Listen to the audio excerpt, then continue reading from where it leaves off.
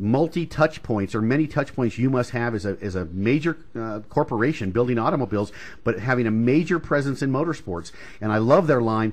On any given weekend, there's more Mazdas racing anywhere in North America. Jim has been part of that. Everybody at the Mazda team. Jim, sorry for the long intro, but good to catch up with you, bud. Yeah, Kurt, it's good to talk to you today. I mean, after saying all that, I don't know what. I guess we're done. But I mean, yeah, exactly. Thanks for taking care of the interview. You made my life really easy. But it was kind of cool to hear Frankie. Frankie's a good part of the Mazda Motor Speed ladder, and like you said, he is completely and totally serious and focused on his racing. And what's most impressive to me about Frankie is he really has not been racing very long, and he really jumped into the deep end in the Atlantic Series powered by Mazda, because he's racing against these young drivers who have been racing almost since they were in the womb. I mean, these kids have been racing for karts forever. By the time they get to Atlantics, most have been racing for 10-plus years.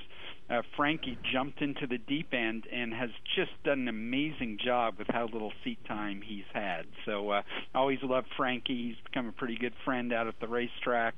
And, again, it was good to hear him talk. No doubt about that. We're talking to Jim Jordan, James, if you're on an official first-name basis. And his title, Alternative Marketing Manager, Mazda North America Operations. Well, what that really means is that everything that's not a traditional commercial spot or something that Jim's got his hand in, i.e. the racing programs, the ladder system. Mazda has the finest ladder system in America, and I'm a massive homer for Atlantics because I did it. And what you guys have done with this series, and to continue this series, the oldest open wheel racing series, maybe if not the oldest series in America, it is the best. It is the best open wheel series to go on to the next level, which would be the IndyCar series, or maybe the American Le Mans series, or maybe driving a Mazda prototype or whatever. But Indy Racing League, the Atlantics is where it's at, buddy. But anyway, that's what Jim does. You are a racer, and that, I think, it comes through when I first met you, and that was what impressed me so much. You're not a pencil P&R marketing guy. You're a real person, and I really appreciated that about when we met. But you won the first pro race in a Miata in the 90s, the most successful convertible ever built, and you did a guest drive in the MX-5 Cup up at the Three Creeks, Trois-Rivières, if you French Canadian. For our French friends. Yes, for our French friends. We call it Atlantic's Three Creeks. And you get a sixth. How does your racing time, how do you play that? You call in sick, hi, this is Jim Jordan's mother, and Jim is sick today, where he's in Three Creeks. How do you play that out? You got all this stuff going on, you go race out. How does that work? You can't hide. Yeah, it's a pretty funny life I lead at times. Was actually a racer first, and I sort of am like the Norelco guy. I was racing Mazdas back in the early 80s, actually raced a Mazda RX-3 in the old IMSA RS series a long time ago. Oh, my gosh. Far away. Yeah, I remember it. Yeah, awesome series. And kind of decided that it was time to get serious. I realized I was never going to make Formula One World Champion. But loved Mazda, got actually a job with Mazda's corporate office. The motorsports connection within my career at Mazda has only been about the last 4 or 5 years or so. But certainly played with race cars and, on kind of a club level. Would occasionally, with my brother, end up running some pro series, which is how I ended up. That's my claim of fame, is winning the first pro race for a Mazda Miata in North America. Yeah. I tease people that will be on my tombstone. But it was Mazda's just a great company to work with, especially if you're a car guy. We have so many enthusiastic people. Our Senior Vice President of Research and Development, Robert Davis, he's actually up at Buttonwillow today. I'm shaking down some cars. Nice. He's going to be racing over the weekend. I think per capita we probably have more competition license holders than any other company.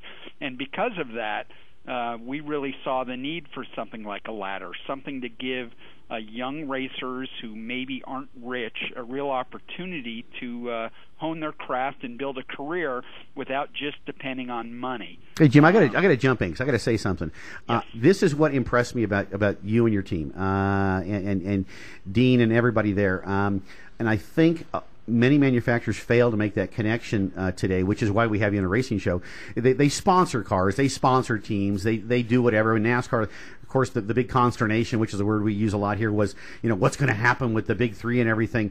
But you and your compatriots and the people at Mazda, I mean, you understand both sides of it, business and racing, and the Playboy MX-5 Cup, and looking for ways to extend the brand, but doing it from the grassroots side and really understanding the connection and the fierce loyalty between fans of motorsport and automotive manufacturers. Last year was a tough year for everybody, not so much for Mazda. Is it that connection that you and the team there built? Is that the cornerstone? Yeah, we like to think that it is. And again, our program is very much a bottom-up program. To be honest, we're a small company. Our footprint, especially in road racing, is very large. But overall, we're a small company. Although I will say in these challenging times, they're certainly a challenge for us too. But we are increasing market share. So every month as the results come in, we obviously want them to be higher, but our share of the market continues to grow. And I think certainly our motorsports activities help that. And also we're an extremely young brand. We're one of the youngest buyers in the industry. So that really helps us and gives credibility and credence to having the motorsports ladder, which is totally aimed or almost completely aimed at giving young people an opportunity. It's our way of saying, look, we have dreams, we understand you have dreams too, and here at Mazda, we're actually in a position we could help your dream come true. Zoom. To me, there's nothing more exciting than going to a year-end banquet and presenting a scholarship, as we call them, for a champion who gets to move up. Joel Miller, for example, is a great young guy. He won our scholarship into the Star Mazda Series in 2008, and he never would have gotten there if it wasn't for the motorsports ladder. There's just all these great opportunities. Jason Saney, another young guy who we've really helped up and given opportunities he couldn't because he's not a rich guy. I mean, these people are like the rest of us. They're struggling right now, and here Mazda steps up and gives them an opportunity, and it really helps our brand, which helps us sell more cars long term. No doubt. We're talking to Jim Jordan. He's the alternative marketing manager. Heck with that. Just a guy that really gets it. We got about 30 seconds, maybe 45 left before I got to start wrapping the program up. But where's Case today? Is he out drinking with Frankie? Where is he? I mean, Frankie said he was at Buttonwillow. For who knows, he could still be there. I mean, what's Case doing today? Is that guy earning his keep anyway? Yeah.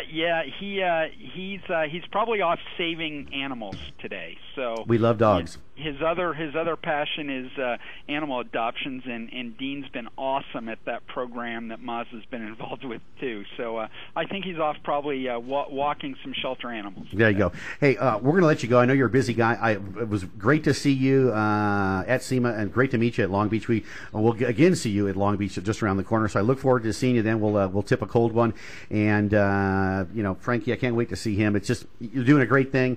Keep doing what you're doing, and we love talking about you. And I'll probably see Nick Ham. He didn't get his new Rolex this year, but he got it last year. But we'll see him around the town. But Jim Jordan, thank you so much. Great talking with you, alternative marketing manager at Mazda, and we will see you at Long Beach, my friend. Sounds great. Thanks, Kurt. Appreciate being on the show. My pleasure. Anytime, Jim.